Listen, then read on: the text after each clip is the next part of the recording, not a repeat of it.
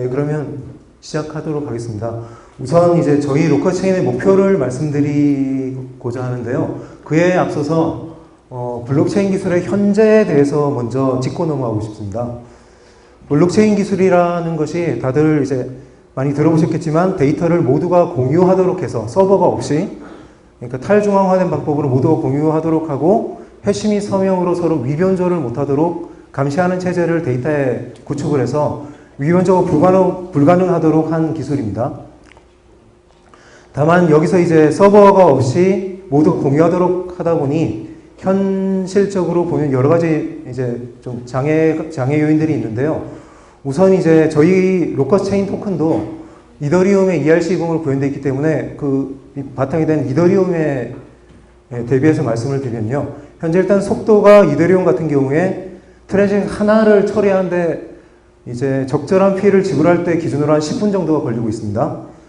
그리고 또 이건 또 완전히 다른 기준이지만 전체 네트워크가 초당 처리 가능한 트랜잭션 수가 한 20 TPS 정도가 나오고 있습니다. 그래서 먼저 현재 한 20 TPS 정도를 현황이라는 것을 좀 기억해 주시면 감사하겠습니다. 그리고 이제 네트워크에 참여하는 노드, 그러니까 보통 이제 채굴 노드라고 하는데 여기에 채굴을 하기 위해서는 그러니까 부하가 많이 걸리기 때문에 거의 전용 머신을 필요로 하게 됩니다. 그래서 이제 CPU 사용량이 있고요. 그러니까 뭐 CPU, 그 다음에 GPU를 뭐 동원하다 못해 이제 비트코인 같은 경우는 이제 ASIC 채굴기가 주류가 됐죠. 그리고 스토리지 사용량은 이제 이더리움의 경우 저희가 재봤는데 이제 며칠 전에 2.38 테라바이트에 도달을 했고 대체로 현재 속도로 가면 1년에 한 200기가바이트씩 계속 지속적으로 증가하고 있습니다. 이 원장 크기가 크다 보니 신규로 들어오는 사람들이 동기화를 하기 위해서 이 디폴트 세팅이라는 게 존재하는데 이건 2.38TB를 다 받는 게 아니고 그러니까 이 중에 한 10분의 1 정도를 받게 되는데 그렇다고 해도 저희가 해본 결과 SSD에서 한 4, 5일 정도 시간이 걸립니다. 그리고 이 참여 노드에 걸리는 높은 부하로 인해서 이 참여를 하게 만들려면 수수료나 아니면 여러 가지로 보상을 이거보다 더 높게 줘야 합니다. 그러다 보니까 결과적으로 이게 비싼 사용료로 나타나게 되고요. 현재, 그러니까 며칠 전인데요. 트랜잭션당 한 126원 정도가 소모되는 걸로 나왔습니다.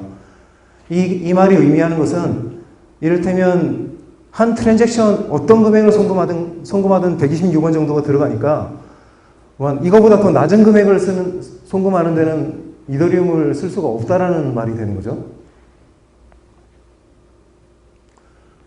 네, 앞서 말씀드린 것을 바탕으로 저희 목표를 말씀드리면 저희가 개발을 처음에 시작할 때 또 사실 이제 이더리움의 상황은 지금과 뭐 거의 유사했고요. 저희가 이제 추구한 목표는 블록체인 기술이 계속 발전을 하다 보면 이제 정말로 이제 일상생활에 도움이 될 정도가 되려면 어떤 정도의 특성을 가져야 하는가라는 기준으로 이제 목표를 잡았고요.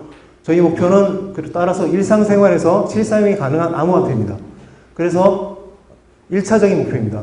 그래서 암호화폐라는 것 때문에 뭐 이를테면 중앙화된 서버에서 발급하는 암호화폐 같은 거는 포인트 이런 거로는 암호화폐로서 성립이 되지 않겠죠. 그래서 우선적으로 1, 2세대인 비트코인과 이더리움에서 도달한 탈중앙화 수준을 최소한 유지하고 아니면 그보다 더 강화할 필요가 있게 됩니다.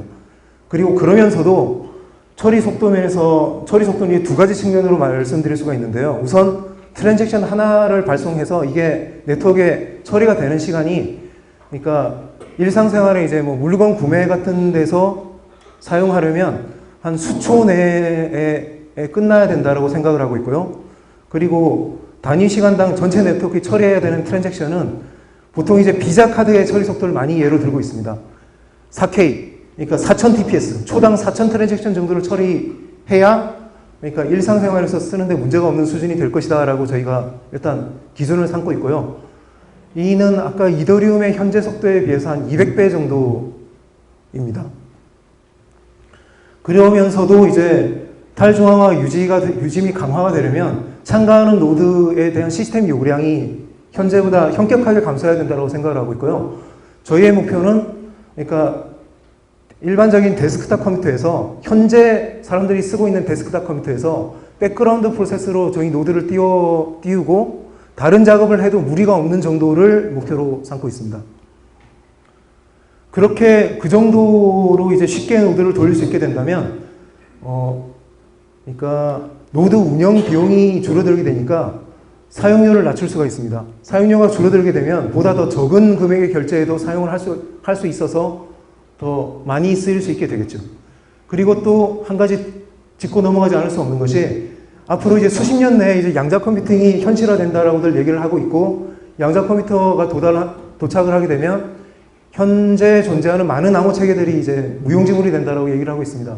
그래서 저희가 앞으로 수십 년간 사용할 거를 정말로 생각을 한다 그러면 양자 컴퓨팅 대응을 반드시 해야만 합니다.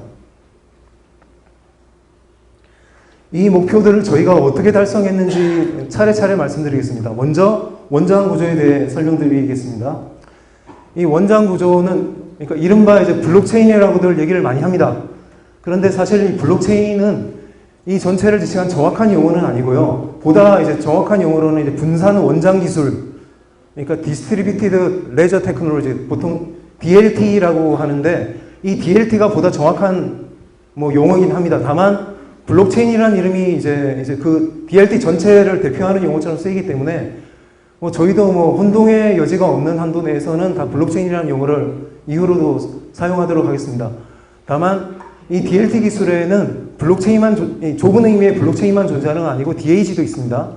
우선 이제 블록체인과 DAG의 특성을 먼저 짚고 넘어가면요. 블록체인이라는 것은 이제 트랜잭션들인데 이 트랜잭션들은 당연히 성격상 세계 곳곳에서 동시다발적으로 언제나 발생을 하고 있습니다. 이것을 블록체인이라는 선형 구조의 데이터 구조에 넣기 위해서는 동시다발적으로 발생하는 이 수많은 트랜잭션을 모아서 블록이라는 단위로 만든 다음에 이 뒤에 추가를 하게 되고요. 그러니까 1, 2세대의 블록체인들에서는 이 블록을 추가하는 시간이 보통 정해져 있습니다. 그래서 비트코인은 10분마다 이 블록을 하나씩 추가하게 되고, 이더리움은 몇 초마다 하나씩 추가를 하게 되어 있고요. 이게 의미하는 말은 이제 사용자가 점점 증가하게 되었을 때 이 시스템 전체가 이제 처리할 수 있는 트랜잭션 양은 고정이라는 얘기죠. 그래서 시스템 전체의 TPS는 사용자가 늘어난다 하더라도 변동이면 상수이고, 이 말이 의미하는 다른 얘기는 사람이 늘어나면 트랜잭션이 점점 증가하게 되겠죠. 그럼 트랜잭션 하나하나를 처리하는데 걸리는 트랜잭션 하나가 이 블록체인에 들어가게 되는 시간은 사용자가 많아지면 많아질수록 점점 경합이 발생을 해서 더 반비례해서 떨어진다라는 말이 됩니다. 반면 이제 DAG 같은 경우는 보통 이제 수학적인 DAG의 정의야 그러니까 더 넓은 게 있지만 이 DLT에서의 DAG들은 대체로 이제 보통 트랜잭션을 즉각적으로 추가할 수 있도록 하는 이제 라이트 할 수 있는 위치를 그러니까 즉각적으로 계산할 수 있게 만드는 데 주안점을 두고 있고요. 그러다 보니 대체로 이제 저희가 아는 전부의 DAG들이 트랜잭션을 직접 연결을 하고 있습니다. 블록을 따로 만들지 않고. 저희도 물론 그렇습니다. 그런 특성을 갖는 DAG들은 그러니까 사용자가 늘어난다고 하더라도 언제나 그 트랜잭션을 추가할 위치를 그러니까 인스턴트하게 잡을 수가 있기 때문에 한 트랜잭션이 원장에 추가되는 시간이 상수가 되고, 바꿔 말하면 시스템 전체가 그러니까 처리할 수 있는 초당 트랜잭션 수는 사용자가 늘어나면 늘어날수록 그에 비례해서 증가한다는 얘기가 됩니다.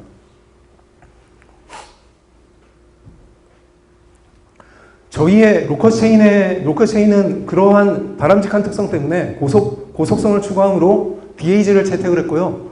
저희가 이제 채택한 DAG는 그러니까 어카운트 와이즈 트랜잭션 체인이라고 저희가 이름을 붙였는데, 말 그대로 어카운트 단위로 A, B, C, D가 다 다른 어카운트입니다.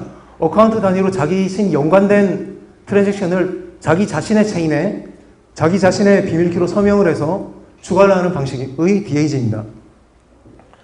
이 방식을 다른 DAG와 한번 비교를 해본다면, 먼저 장점으로 들 수 있는 것이 이 AWTC 구조는 논리적으로 이해하기 쉬운 구조입니다. 그러니까 일상생활에서 여러분들이 은행 통장을 보면 자기 자신과 관련된 트랜잭션들이 다 은행 통장에 다 시간적 순서로 기입이 되어 있죠. 바로 그겁니다. 그러다 보니 이제 나중에 이 전체 원장 데이터에 대한 어떤 조작을 하게 될 때 사람들이 인식하기 쉬운 단위로 이제 조작을 할 수가 있어서 여러 가지 동작을 그러니까 하기가 쉽다라는 장점이 있고요. 물론 뭐 DAG가 그렇지만 여기서는 이제 여러 어카운트가 그러니까 A 어카운트와 B 어카운트가 트랜잭션을 쓰려고 할 때 쓰는 장소는 어카운트마다 하나씩 있으니까 충돌이 전혀 발생하지 않습니다. 그래서 사실상 합의 알고리즘이 필요가 없죠. 여기만 본다 그러면. 그래서 뭐 자기 자신이 사기를 치지 않았다는 걸 스스로 알고 있으면 그러면 그거는 즉시 확정된다라고도 말할 수가 있는 것이죠. 그리고 여기 고속 처리 가능하고 이론적으로 속도 제한이 없다는 것은 저희 AWTC만이 아니라 모든 DAG가 사실은 공통적으로 갖는 특성입니다. 반면에 이제 저희 구조 및 DAG의 단점을 얘기를 한다 그러면 아까 이제 앞선 블록체인의 경우에는 주기적으로 트랜잭션을 모아서 하나의 상태를 구체적으로 만들기 때문에 그 주기마다의 상태를 특정할 수가 있습니다. 이때의 원장 상태는 이거다. 뭐 그런 식으로 만들 수가 있는데 DAG는 동시다발적으로 발생하고 있는 트랜잭션을 각자 다 즉각적으로 각 노드들이 서로 다른 트랜잭션들을 항상 추가를 하고 있죠. 그리고 그 다른 위치에 있는 노드들은 그 발생한 추가된 트랜잭션들을 좀 시간이 확산되는 과정에 따라 좀 늦게 전파를 받습니다. 이러한 구조 때문에 전체 원장 상태를 현재의 전체 원장 상태라는 것은 존재하지 않습니다. 그리고 또 저희 구조의 그러니까 다른 DAG에 비해서 저희 구조의 단점이라고 말한다면 여기서 보시겠지만 사실은 이 B가 A한테 송금한 겁니다. 그래서 B는 A한테 보낸 샌드를 여기다 기입을 했고 A는 자신이 B한테 받았다는 걸 자기 체인에 기입을 해야 됩니다. 만약에 다른 DAG나 블록체인 같은 경우는 이 이벤트를 하나의 트랜잭션으로 기입을 할 텐데 저희 구조는 그러니까 참여하는 이 A와 B에 나눠서 기입을 해야 되니까 트랜잭션 수가 늘어나는 거죠. 그 부분은 이제 안 좋은 건데 사실 나중에 후스랄 샤딩이 들어가게 된다면 인터샤드 프로토콜의 경우에는 어차피 소스 샤드와 목적 샤드에 같은 정보를 두 번 기입해야 되기 때문에 저희는 뭐 그 샤딩이 적용된다 그러면 특별히 더 불리하지는 않다라고 생각을 하고 있습니다. 마지막으로 드는 이 경우는 이런 겁니다. 만약에 여기서 B와 C가 서로 짜고 B는 C한테, C는 B한테 초당 한 100만 번의 그러니까 되게 소수의 트랜잭션들을 계속 보내게 되면 이건 영원히 지속할 수가 있겠죠. 그렇게 되면 둘이 짜고 전체 네트워크를 마비를 시키는 게 가능해집니다. 그래서 이제 당연히 TX 전송 속도를 제약할 메커니즘이 필요하고요. 현실적으로는 이제 뭐 POW의 여러 가지 의미가 있지만 여기서의 POW는 하나의 전송을 하는데 필요한 일정 시간이 들게 하는 메커니즘 또는 수수료를 매겨서 이걸 영원히 못하게 하는 그런 방안이 필요하게 됩니다. 네, 여기가 이제 저희의 원장 구조를 설명을 드렸고요. 네, 저희가 이제 앞서 DAG를 채택하고 여러 문제들을 들었고요. 물론 저희는 그 문제들을 나름 해결했고요. 일단 DAG를 씀으로써 저희는 그 사용자가 늘어날 때 속도가 그러니까 개인당 속도가 점점 떨어지는 문제를 일단은 그 어드레싱을 했습니다. 그 다음에 합의 알고리즘은 일단 대략적으로 합의 알고리즘이라고 얘기를 하면 뭐랄까 여러 노드들이 다 같은 상태를 다 저장할 수 있게 하는 기술이 알고리즘이 합의 알고리즘입니다. 보통 두 가지로 나눌 수가 있는데 세이프티를 중시하는 이 BFT 합의 계열은 일정한 절차를 거치면 트랜잭션들이 합의에 도달하게 된다라는 방식이고요. 보통은 이제 그 절차를 거쳐서 합의에 도달하고 나면 결코 되돌릴 수가 없습니다. 반면 단점이라면 통신을 많이 하기 때문에 노드 수가 수십에서 수백으로 제한이 돼서 사실 최초로 나온 그러니까 퍼블릭 블록체인들은 이 계열을 쓰지 않았습니다. 반면 이제 요즘 이제 블록 프로듀서를 한 21개로 제약한다 이런 제약이 걸려 있는 그 코인들이 있잖아요. 그런 제약들은 그러니까 얘기를 들으시면 아마도 BFT 합의 계열을 쓰나 보다라고 생각하시면 거의 정확할 것입니다. 이 BFT 합의는 그러니까 보통 굉장히 뭐랄까 하나하나를 처리하는 데는 이제 복잡하긴 한데 확정이 되고 나면 절대 되돌릴 수가 없기 때문에 우리가 보통 일상생활에서 이제 접하고 있는 여러 가지 비즈니스 로직과 잘 맞습니다. 반면 이제 이 나카모토 합의 계열은 라이브니스를 중시하는 거고 여기서는 트랜지션은 언젠가는 궁극적으로 합의에 도달한다. 하지만 그 언젠가가 그 시간이 얼마인지는 아무도 얘기를 할 수가 없고 그러니까 여러 가지 이제 모순되는 상태가 존재할 때 그 여러 가지 상태가 존재하고 있습니다. 그리고 계속 뒤집어집니다. 근데 뒤집어지는 횟수는 시간이 지남에 따라서 점점 줄어들게 되고 어느 정도 좀 오랜 시간이 지나고 나면 더 이상 뒤집어지지 않는 상태가 온다라는 알고리즘입니다. 이쪽은 그러니까 노드 수에 대한 제한이 없고 노드가 하나만 있어도 일단 돌아가기 때문에 비트코인 및 이더리움은 일단 이 방식을 채택을 했습니다. 저희의 이제 합의 알고리즘은 크게 한 두 단계로 나눠지는데요. 첫 번째 단계는 트랜지션을 발생해서 확산하는 도중에 일어나고 두 번째 단계는 주기적으로 일정 시간마다 원장 전체 상태에 대해서 확정 합의를 수행합니다.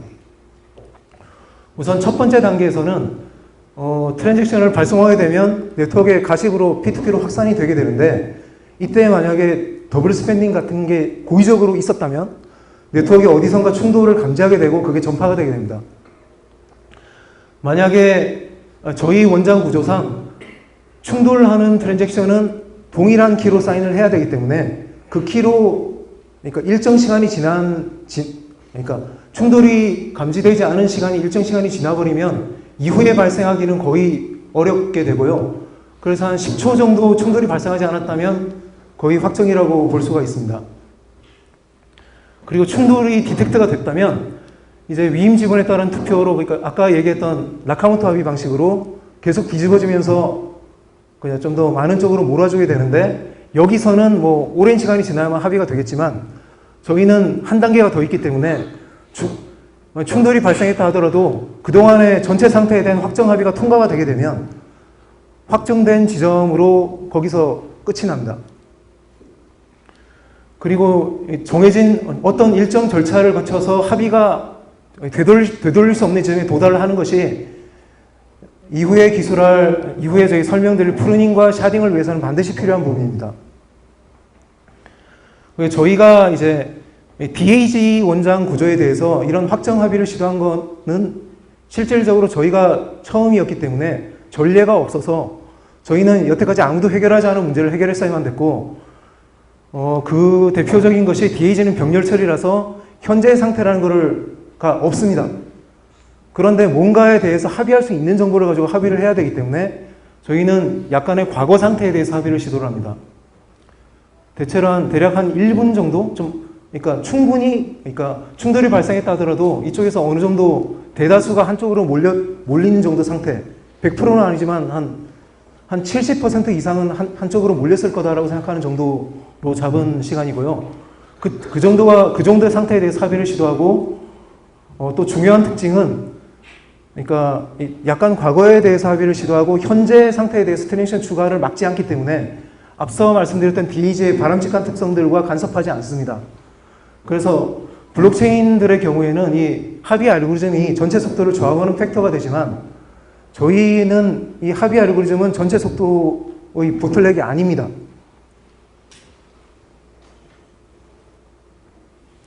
이것은 이제 확정 합의의 절차에 대한 그림인데요. 시간 관계상 또 복잡하기도 하고 이쪽은 생략하겠습니다. 다만 여기서 저희가 짚고 넘어가고 싶은 것은 저희가 이제 위임 지분 증명을 쓰긴 하지만 저희 뭐 일부 다른 코인들처럼 탈중앙화를 훼손하면서까지 그러니까 일부에게만 보상을 배분하는 그런 방식이 아니고 기본적으로는 위임 지분 증명에 따라 투표권을 행사를 하지만 그러니까 이거를 일정 수 이내로 강제로 줄이지 않고 얼마가 됐든 간에 그 내에서 그때그때 랜덤한 방식으로 공정하게 프로포저 및 밸리데이터를 그때그때 다르게 선출을 해서 그에 따른 보상도 되도록이면 많은 사람들한테 골고루 나눠지게 하는 방식을 채택하고 있습니다.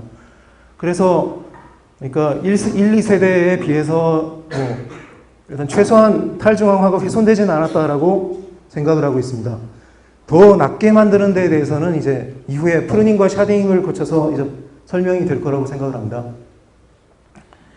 여기서 이제 보상 시스템에 대해 잠깐 언급하겠는데요. 저희가 이제 낮은 사용료를 추구를 하긴 하지만 공짜는 아닙니다. 그게 왜 그런가 하면 피해가 전혀 없게 되면 아까 말씀드렸던 뭐 네트워크 플러딩 같은 공격을 방어할 수단이 좀 마땅치가 않아지고요.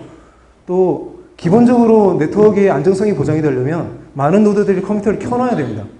이 켜놓는 거에 대한 약간의 보상은 있어야 되거든요.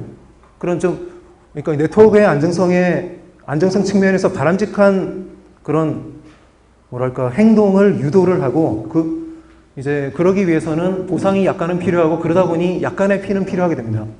다만 저희의 이제 방식은 게스라는 걸 도입을 해서 이를테면 제대로 자신의 이제 지분이 자기가 컴퓨터를 꺼놓는다 하도록 행사가 되도록 위임을 제대로 걸어놨다면 뭐 이를테면 하루에 한 10트랜잭션 정도는 이제 공짜로 써도 좋다.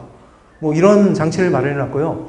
그래서 트래픽이 낮은 정도라면 그러니까 제대로만 해놨다면 공짜로 쓸 수 있는 한도를 정해놨고 그 이상으로 써야 되면 이제 피를 태우는 방식입니다. 저희는 피를 이제 보상을 받는 사람한테 직접적으로 주는 방식이 아니고 피는 그러니까 이제 나중에 보상을 하는 풀로 전용이 돼서 나중에 이제 보상의 재원에 보탬이 돼서 역시 좀 더 많은 사람들한테 이 혜택이 가도록 하는 방식을 으로 설계를 했습니다.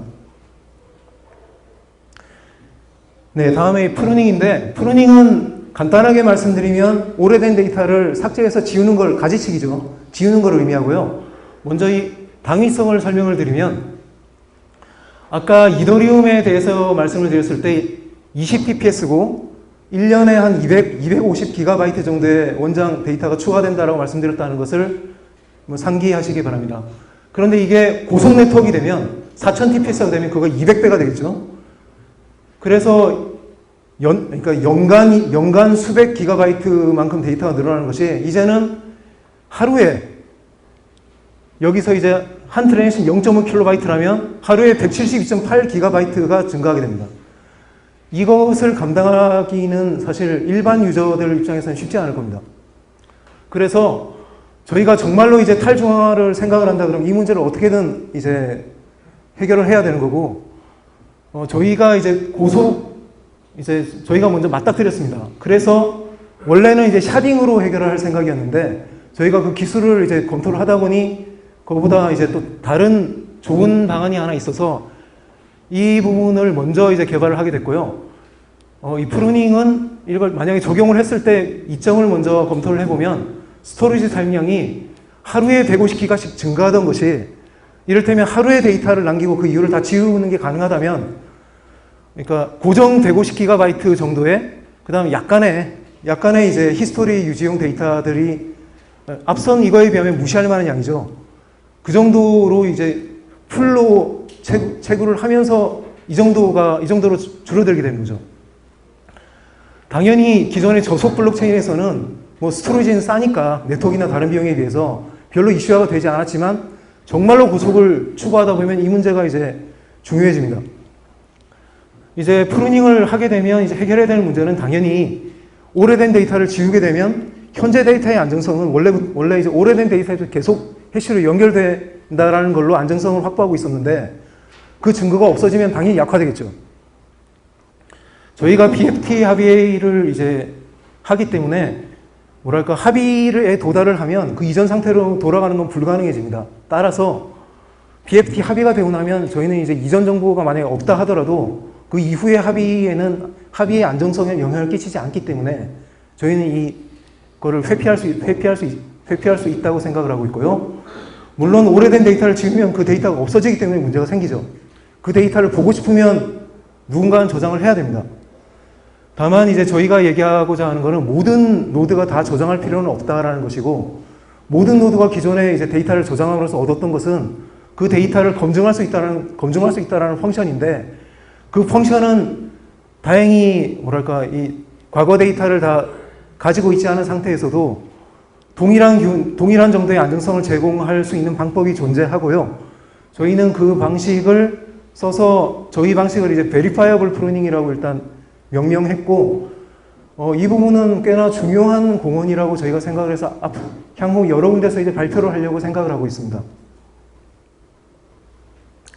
저희의 방식은 저희가 원장 구조가 일단 어카운트 단위로 트랜지션 체인이 나눠져 있으니까 일단 어카운트 단위로 최근 하나를 남기고 과거 것을 지울 수 있다. 그러니까 기본적으로는 시간이 지나야 지우는 건데, 시간이 오래 지났다 하더라도 한 어카운트당 한 트랜지션을 남겨놓으면 거기까지 가는 히스토리를 보존할 수 있는 방법을 찾아서 이런 방식을 취하고 있고요. 물론 모든 노드가 모든 데이터를 다 지울 필요는 없고, 이를테면 내가 운영하는 노드에서는 내 계좌의 그 정보는 끝까지 가지고 있고 싶다 그러면 그렇게 하면 됩니다. 아니면 다른 계좌도 남기고 싶으면 그렇게 하면 되고요. 문제는 나는 과거 데이터를 가지고 있었지만 이 데이터가 옳다라는 것을 나중에 입증을 누군가한테 입증을 하고 싶으면 그 사람은 아마도 지웠겠죠. 그럼에도 불구하고 이 데이터가 옳다라는 걸 입증을 할 수 있어야 되는데, 다행히 그런 방식은 이제 수학적으로 존재하고 머클 프루프라는 게 존재하고, 이것도 지금 재밌는 부분이지만 시간상 생략하겠습니다. 다만 이 머클 프루프로 검증을 하려면 머클 트리라는 식으로 해시로 연결되어 있는 구조가 필요한데, 기본적으로 저희는 어카운트 체인이기 때문에 어카운트당 링크드 리스트로, 체인이 링크드 리스트죠. 로 구성이 되어 있는데, 조금만 머리를 써서 이거를 약간 스큐드 트리 형태로 이제 바꾸면 머클 트리 형태가 돼서 이 링크드 리스트에서도 그러니까 없어진 데이터가 사실 여기 존재했었다라는 것을 수학적인 방법으로 입증하는 증거를 만들 수가 있습니다. 그리고 이제 또 거기서 더 발전시켜서 그 증거의 길이를 더 짧게 하는 방식을 이제 고안을 하고 있고요. 아마 그래서 저희 방식이 현재는 이제 AWTC로 되어 있는데, 아마 이 기술들이 다 들어가면 아마 그 원장 구조의 이름이 바뀔 가능성도 있습니다. 다만 이쪽은 굉장히 새로운 방식이라서 안정성을 좀 더 피어 리뷰를 거쳐야 돼서 현재 이제 여러 학계와 좀 리뷰를 거쳐서 입증이 되면 도입을 하려고 좀 대기를 하고 있습니다. 그리고 여기서 이제 저희가 알게 된 것인데, 현재 이제 블록체인에 여러 가지 쓰는 이유를 들 때 데이터의 투명성, 추적 가능성이 많은 것을 들고 있는데, 그러면 이제 DB와 비교해서 효율을 따지게 되겠죠. 그런데 이제 저희가 이걸 여기까지 개발하면서 느끼고 이제 깨달은 점은, 블록체인 고유의 기능은 데이터를 보관하는 게 아니라 데이터를 검증하는 데 있다는 것을 저희가 깨달았습니다. 그래서 데이터 보관은 더 잘하는 DB에 맡기면 되고, 만약에 이거를 잃고 싶지 않다면 백업을 많이 하면 됩니다. 다만 백업을 여러 사람들이 많이 했을 때, 누군가가 변조를 했을 때 어느 데이터가 옳다라는 걸 판별하는 기능이 블록체인에 있다면, 그러니까 이 블록체인 전체의 이점을 다 쓸 수가 있는 것이죠. 저희의 접근 방법은 이런 방식이고요. 자, 앞선 프로닝까지는 저희가 이제 거의 완성 단계까지 왔습니다. 반면 이제 이 샤딩은 앞으로 이제 더 개발을 해야 되는 부분이고요.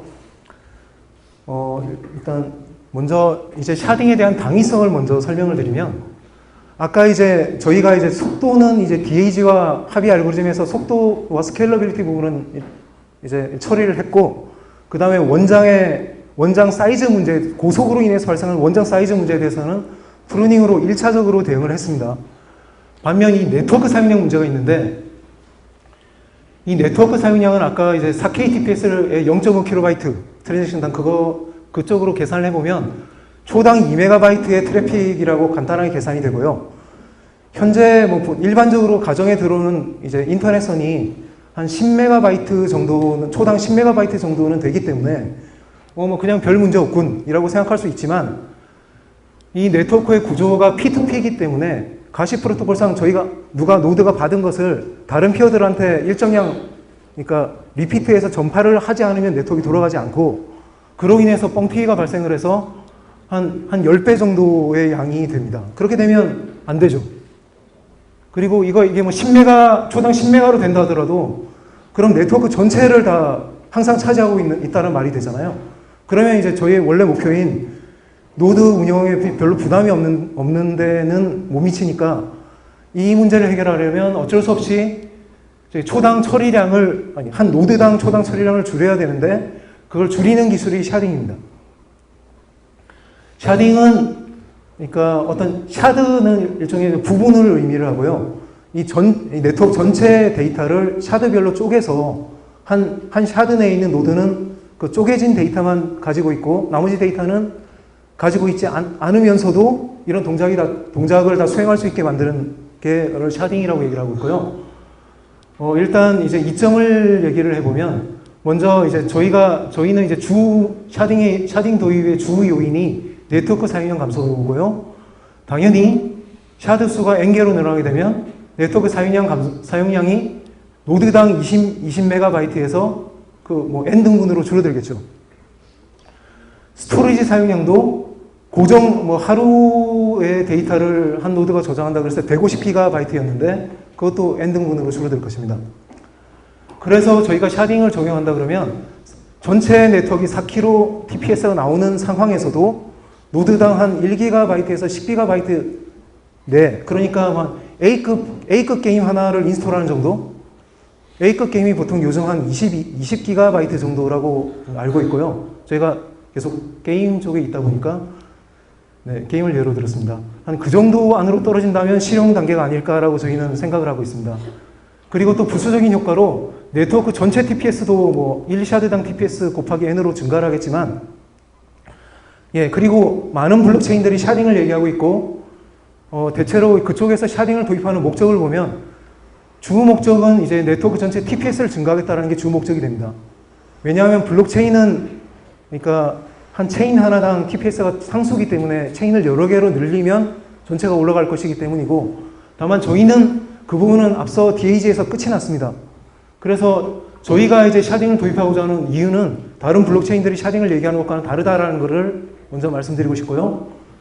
저희는 일단 4K TPS를 더 증가시키는 것보다는 4K TPS일 때 한 노드에서 부담해야 되는 부하를 떨어뜨리는 걸 일단 1차적으로 보고 있고, 그게 이제 저희 목표까지 떨어지고 나면 그 다음에는 전체 TPS가 증가를 하겠죠. 그래서 한 10샤드 정도라면, 전에 계산해서 한 17샤드 정도라면 저희 1차 목표는 달성한다고 봤고요. 샤드가 더 늘어나서 한 100샤드, 1000샤드가 되면 이제 17샤드에 비해서 이를테면 5배, 50배 이런 식으로, 그럼 전체 TPS가 4,000에서 4만, 40만 이렇게 늘어날 수가 있게 되겠죠. 다만 그것은 또 이후 문제고, 저희는 일단은 비자 정도에서 각 노드당 부하를 실용적인 레벨까지 떨어뜨리는 게 일단 1차적인 목표입니다. 샤딩이 들어가게 되면 이제 이건 이제 이상적인 세계에서 이렇다는 거고, 샤딩이 들어가게 되면 샤드가 때는 해결하지 않아도 됐던 문제들이 발생을 하게 되는데요. 우선 한 샤드 내에서의 전송에 비해서 여러 샤드 간의 전송은 절차가 복잡하고 속도가 느리다라는 걸 들고 싶습니다. 단계가 훨씬 많습니다. 최소 2배에서 제 예상으로는 한 3, 4배 정도 느릴 것 같습니다. 그리고 샤드로 많이 쪼개진다면, 이를테면 100샤드로 쪼개지면 확률적으로, 그러니까 전체 트랜잭션의 99%가 인터샤드 트래픽이 되겠죠. 그러니까 아까 얘기했던 정도로까지는 빨라지지 않을 가능성이 높고요. 그리고 물론 각 샤드는 자기 샤드의 데이터만 있고 다른 샤드의 데이터를 가지고 있지 않으니까 그 데이터가 옳다라는 걸 어떻게 검증할 것인가 라는 문제가 생겨서 알고리즘이 복잡해지고, 이 단계에서 각 단계가 만약에 뒤집어지면 상황이 매우 복잡해지기 때문에 확정 합의가 거의 필수입니다. 참고로 이제 이더리움 같은 경우도 이제 캐스퍼라는 이름으로 확정 합의를 샤딩을 준비하기 위해서 지금 여러 가지 노력을 하고 있는 것으로 알고 있고요. 다만 아마 현존하는 체인에다가 확정 합의를 추가적으로 넣는 건 참 쉽지 않을 거라고 생각합니다. 그리고 또 이제 샤딩이 들어가게 되면 전체 그 안정성은 어느 정도 보장이 된다 하더라도 일부의 샤드는 한 샤드의 안정성이라는 것은 그 샤드에 참가하고 있는 노드가 얼마나 많은가, 그 노드 안에 스테이크 총량이 얼마나 많은가로 결정이 되는 것인데, 일부 샤드는 어떤 알고리즘에 따라서 일시적으로 좀 취약해지는 상황이 발생할 가능성이 높습니다. 그래서 이 문제를 시스템에서 해결을 하려면 한번 이제 샤드가 정해진 다음에도 그 샤드의 구성원을 다시 어떠한 알고리즘적으로 바꿀 방법이 필요하게 됩니다. 그리고 또 일부 샤드가 너무 트래픽이 높아지는 경우도 물론 다른 샤드로 쪼개 보내야 되겠죠. 반면 이제 샤드 양이, 그러니까 샤드 수를 정해놨는데 한 100샤드 정도면 충분할 거다라고 정해놨는데 예상을 뛰어넘는 전체 트래픽이 지속적으로 발생을 해버리면 역시 뭐 소용이 없겠죠. 그러니까 그런 경우에는 이제 동적 샤딩이 필요하게 되는데 이 동적 샤딩이 이 DLT에서는 샤드를 중간에 더 추가를 하는 것이 매우 어렵습니다. 그 이유가 원래 DLT 기술 자체가 한번 쓰여진 데이터들은 뭐 해시나 서명으로 묶어서 위변조나 아니면 조작을 못하도록 어렵도록 만들어 놓은 기술이기 때문에 이렇게 이미 쓰여진 데이터를 샤드를 쪼개서 이동시킬 필요가 생겼다 하더라도 그걸 수행하기가 쉽지 않은 것이고, 다행히 이제 저희가 이제 채택한 원장 구조는 AWTC이기 때문에 여기에 특성상 한 어카운트 내의 체인은 굉장히 타이트하게 묶여져 있지만 다른 어카운트 간의 연결은 상대적으로 약해서 한 어카운트 단위의 데이터를 그러니까 단위로 하면 이동을 생각할 수 있다라는 장점이 있습니다. 네, 여기 적혀 있네요. 그리고 구체적으로 이제 네트워크를 쪼개야 되기 때문에 저희는 이제 뭐 한 샤드를 대표하는 뭐 중앙화된 어떤 컨택 포인트가 있어서 거기서 다른 샤드를 연결하고 그런 방식은 현재는 검토하고 있지 않고, 저희가 검토하고 있는 방식은 탈중앙화 유지가 된 상태에서 각각의 노드마다 피어의 한 일부를 인트라 샤드, 샤드 내의 피어에 할당을 하고 그 다른 일부는 다른 샤드에게 할당을 하는 방식을 일단 검토를 하고 있고요. 아직 이 부분은 저희 이제 네트워크 부분을 이제 P2P 네트워크 부분에서 이제 잡은 부분이고, 아까 말씀드렸다시피 샤딩 자체는 아직 개발이 되지 않고 추구로 해야 됩니다. 일단 여기서 이제 저희가 쓰려는 알고리즘을 어느 정도 지금 나타나 있긴 한데요. 네, 어쨌든 노드별로 이건 샤드고, 샤드 내에 있는 피어와 샤드 바깥에 있는 피어를 연결을 했고, 여기 또 자세히 보시면 모든 샤드 간에 연결이 되어 있지 않습니다. 그러니까 뭐 근접하게 붙는 노드가 있고, 붙는 샤드가 있고, 또 몇 단계 거쳐서 연결해야 되는 샤드가 있는 거죠. 이건 카뎀리아라는 어쨌든 좀 옵티멀한 방식으로 연결하기 위한 구조고, 저희가 지금 네트워크 쪽에서는 테스트를 하고 있습니다. 그리고 이제 인터샤드 트랜지션을 처리하는 과정은 좀 복잡한데, 저희가 생각하고 있는 방식은 우선, 그러니까 소스 샤드에서 목적하는 샤드로 이제 뭐 트랜지션을 보내려고 할 때 우선 소스 샤드에서 먼저 충돌 체크를 합니다. 그래서 충돌이 없다면 목적 샤드로 이걸 전달을 하고요. 한 10초 정도 걸리겠죠? 10초 안에 어쨌든 가게 되겠죠?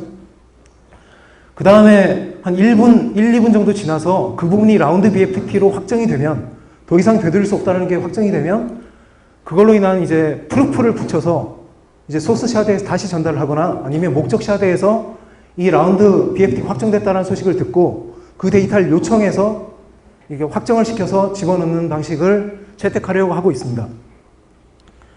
예, 이 얘기는 앞서 말씀드렸습니다. 네, 여기까지 이제 저희가 구현됐고 앞으로 구현할 내용을 이제 설명을 드렸고요. 여기까지가 다 성공적으로 마무리가 된다면 앞서 저희가 목표했던 실용적인 암호화폐에 도달을 한다라고 생각을 하고 있고요. 실용적인 암호화폐는 이제 누구나 다 쉽게 참가할 수 있고 전체 속도가 실용적으로 사용할 수 있는 그런 블록체인이 이제 눈앞에 오게 된다면 그걸 가지고 뭐를 더 할 수 있을까? 일단 이제 블록체인의 저희가 본질적인 기능이 데이터의 보관이 아닌 데이터의 위변조 검증이라고 아까 말씀을 드렸습니다. 그러니까 현재 사실 모든 블록체인이 위변조 검증을 할 수 있지만 그거를 이제 일상생활에 사용하려고 하면 여러 가지 제약 때문에 못하고 있죠. 근데 이거를 정말로 할 수 있게 된다면 아마 저희는 이제 디지털에서는 이제 위변조라는 건 아마 영영 없어질 수도 있다라고 생각을 하고 있고요. 저희가 이제 저희 메인넷에서 위변조 검증 서비스를 뭐 제공을 당연히 할 테고, 그렇게 되면 이제 뭐 이런 뭐 여러 군데에서 수많은 분야에서 데이터의 위변조를 검증하는 수단으로 사용할 수 있게 될 것입니다. 당연히 이제 저희 네트워크를 사용하게 되면 저희 코인을 수수료나 이런 걸로 지불을 해야 되니까 저희 코인의 가치가 사용처가 생기면 유지가 되는 거죠.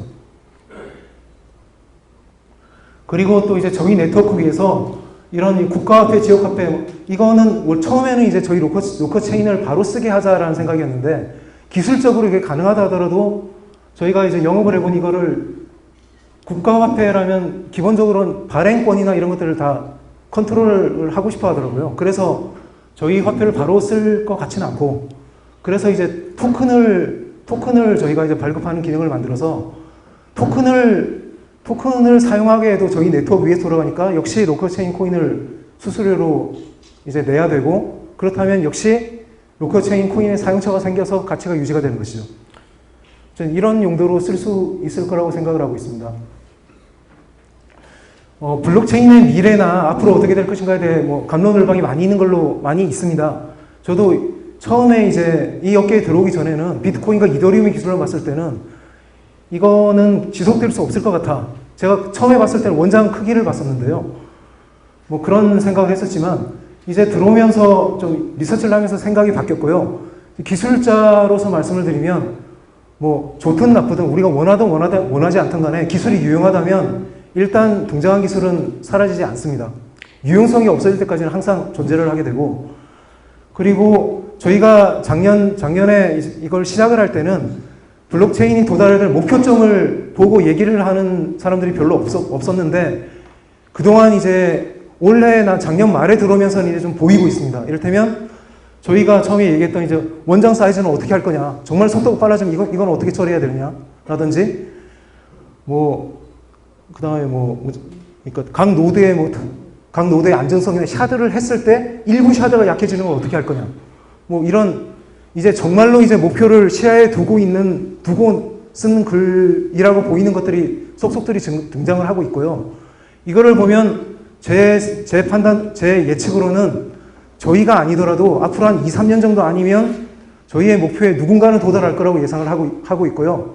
물론 저희가 여태까지 이제 보고 있는 그 목표에 가까이 있다고 생각을 하고 있고 최초로 도달하는 걸 목표로 하고 있습니다. 네, 감사합니다.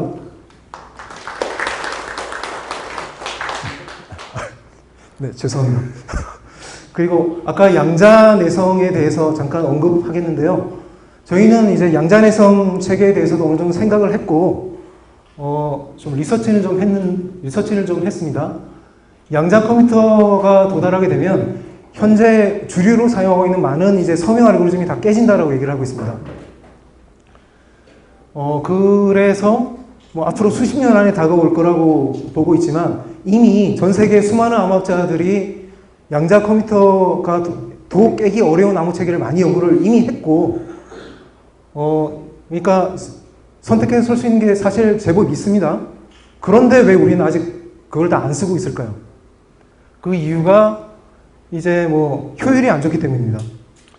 구체적으로 보면 암호화폐에서는 상당히 좀 문제가 되는 것이, 그러니까 논 PQC 암호 서명에 비해, 그러니까 일반적인 저희 현용 서명 체계에 비해서 공개 키 및 서명의 크기가 큽니다. 많이 큽니다. 그리고 일부, 그러니까 그나마 좀 작은, 그러니까 뭐 여러 가지 있으니까요. PQC는 이제 포스트 퀀텀 크립토그래피라고 하고, 양자내성 암호 서명을 보통 PQC라고들 얘기를 하더라고요. 저희가 만든 이름이 아니고 이렇게들 얘기를 합니다.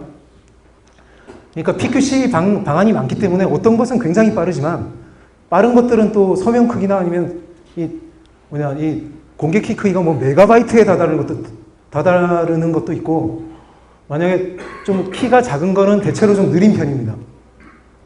그리고 아직 이제 미국 뭐 NIST에서 이게 표준화위원회인가 아마 그렇습니다. 기술표준화위원회인가, 여기서 지금 몇 라운드에 걸쳐서 표준화를 진행하고 있고요. 이 진행은 한 단계가 18개월이라고 들었는데 언제 완전히 끝나고 확정이 될지 모르겠지만 확실한 거는 저희가 보고 있는 개발 스케줄보다는 늦을 거라는 겁니다. 그래서 저희가 이게 통과된 거를 사용할 수는 아마 없을 것 같고요. 그리고 이런 표준도 나오지 않았기 때문에 현재 제한되고 있는 알고리즘들이 이게 완전히 안전한가, 양자 컴퓨터에 대해서는 뭐 좀 좋을지 모르겠지만 다른 허점이 있을 수도 있거든요. 그러니까 오히려 현용 암호 체계보다 더 약할 수도 있는 겁니다. 누가 충분히 막 찾다가 허점을 찾을 수도 있는 것이기 때문에 좀 불안하죠. 뭐 이러한 이유들로 인해서 우리가 이제 뭐 공인인증서라든지 수많은 암호들에는 PQC를 쓰고 있지 않습니다. 저희는 그런 상황을 어떻게 저희가 풀어나간 방식은, 그러니까 서명 체계를 저희는 이제 두 가지로 이원화했고요. 마스터 서명과 이제, 그러니까 마스터 키, 마스터 비밀 키, 마스터 공개 키를 갖는 마스터 서명 체계와 노멀 서명 체계로 이원화했고, 대부분의 트랜잭션은 다 노멀 키를 사용을 하고, 이거는 현용 암호 체계를 그냥 쓰고 있습니다. 반면 마스터 서명은 언제 쓰냐 하면 노멀 키와 노멀 키 알고리즘을 교체를 하는 기능을 넣고, 그걸 교체할 때만 마스터 키를 사용하게 됩니다. 그래서 마스터 키의 사용 횟수를 줄여서 마스터 키 서명이 크다라는 게 좀 영향이 적고, 또 키 변경 그러니까 트랜잭션의 비용을 좀 올려서 자주 사용하기 어렵도록 좀 디자인을 했습니다. 그리고 PQC가 이제 완전히 안전하지 않을 수 있다는 것은 기존의 암호 시스템과 PQC 암호 체계를 병렬로, 그러니까 둘 다 통과해야 되도록 하는 하이브리드 체계로 이제 해결을 했고요. 이후에 이제 또 기술이 발전돼서 PQC의 효율이 더 올라가는 시점에 저희 노멀키나 마스터키 노멀키 알고리즘을 PQC로 교체할 생각입니다. 그러니까 메인넷 런칭 이후에 그 부분을 이제 업데이트할 생각이고요. 네, 여기 좀 전에 말씀드린 게 나와 있습니다. 그리고 이 PQC 대략의 이제 한 이 정도다라는 거를 저희가 이제 이 PQC 위에 있는 세 가지가 팔콘과 딜리디움이 보통 레티스 기반이라고 하는 PQC 체계이고요. 아래 스핑크스 플러스는 이제 해시 기반이라고 하는 PQC입니다. 제일 마지막은 보통 저희가 쓰고 있는 이제 타원 곡선 기반 암호 체계고, 이거는 PQC가 아닙니다. 크기를 대체로 비교해 보면 이 정도 차이가 납니다. 수백 배 차이가 나죠. 작은 것과 비교를 해봐도. 그리고 여기 실행 속도면인데, 저희가 이 위에 세 가지는 저희가 실제로 레퍼런스를 보고 구현을 했기 때문에 이 속도가 완전히 최적화되어 있다라고는 보기 어렵고요.